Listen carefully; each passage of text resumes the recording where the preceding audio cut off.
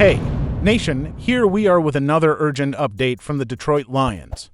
But before diving into this news that just came out, give us a boost, leave a like below because that really helps the channel to keep growing, and if you're just arriving, welcome. This is your place to stay up to date with everything that happens at the Lions and even the details that no one else shows you.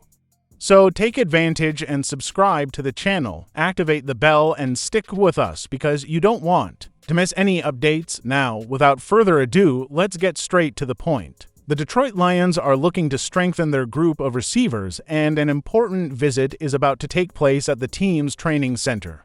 The player in question, a name that may not sound familiar to everyone, but that carries a story that may interest and a lot of Lions fans. This is Isaac TeSlaa, a receiver who grew up in Hudsonville in western Michigan and who is now about to make an official visit to the team as part of the Top 30 process, those special visits where teams bring in prospects who are really on the radar for the draft. And an important detail, this visit is not part of the Lions' traditional local pro day, which indicates that there is real and direct interest from the franchise in this specific player. TeSlaa has a curious and inspiring trajectory. He began his college career at the modest Hillsdale College, a Division II school where he played as a wide receiver.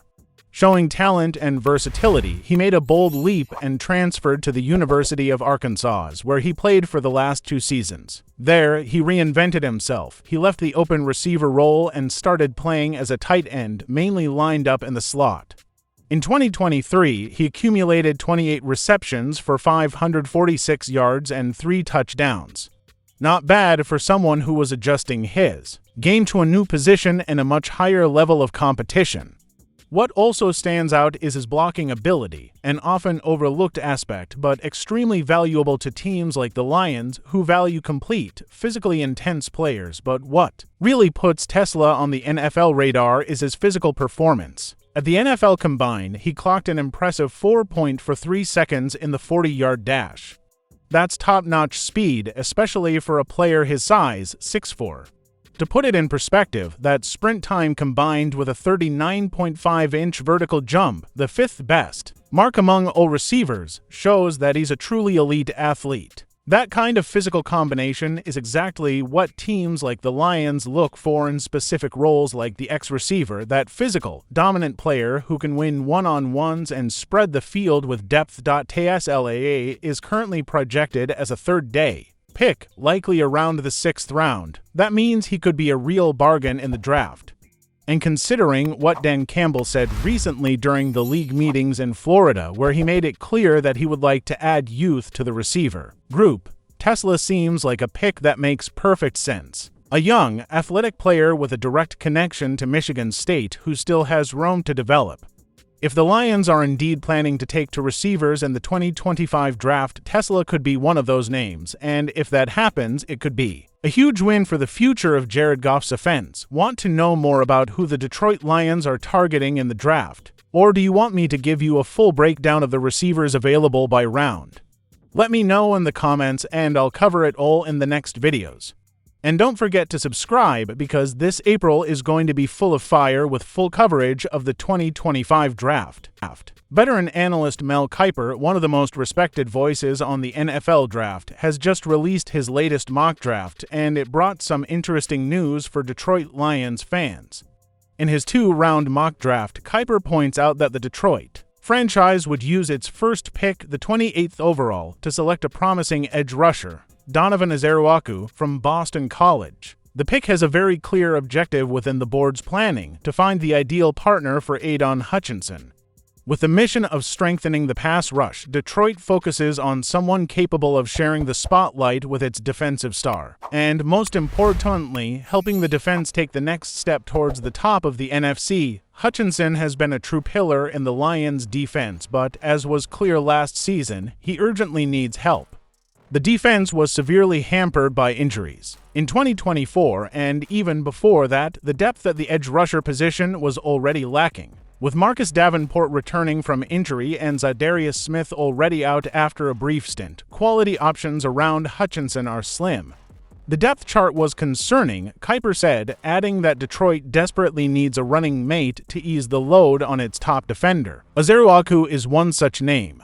The 6'2", 248-pound edge is coming off a breakout season, recording 65 pressures and 16.5 sacks, numbers that would make any scout take notice. Ezeruaku's selection is no long shot. Since December, his name has been popping up frequently in Lions mock drafts, and for good reason. His aggressive style, explosiveness in the first step, and ability to make an impact in both the run game and in the quarterback pressure make him a perfect complement to Hutchinson.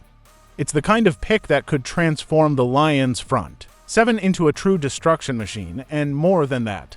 It's a move that shows how the team is willing to invest heavily to solidify its defense, which was one of its weak points in the decisive moments of last season, but the Lions' move doesn't stop there. With its second-round pick at number 60, Detroit turns its attention to the other side of the ball and strengthens its offensive line with the addition of Andy Belton from NC State. Kevin Zeitler's departure in free agency left a significant void on the inside of the line, and the team currently has a rotation between Kyoto Wasaka and Christian Mahogany at right guard, something that clearly concerns the coaching staff. Belton, at an impressive 6 feet 4 inches and 315 pounds, is a tackle by trade, but according to Kiper, he has all the tools to adapt as a guard at the professional level. Especially in Detroit's versatile scheme, Belton played almost his entire college career as a left tackle, totaling more than 2,000 snaps at the position. His transition to the interior of the line may not be immediate, but he has the physical and technical profile that appeals to NFL scouts, and with the Lions, the opportunity could be perfect for him to gradually grow while contributing from the beginning. In addition, his presence brings more security to the quarterback and strengthens the ground game, which was a key weapon in the 2024 campaign.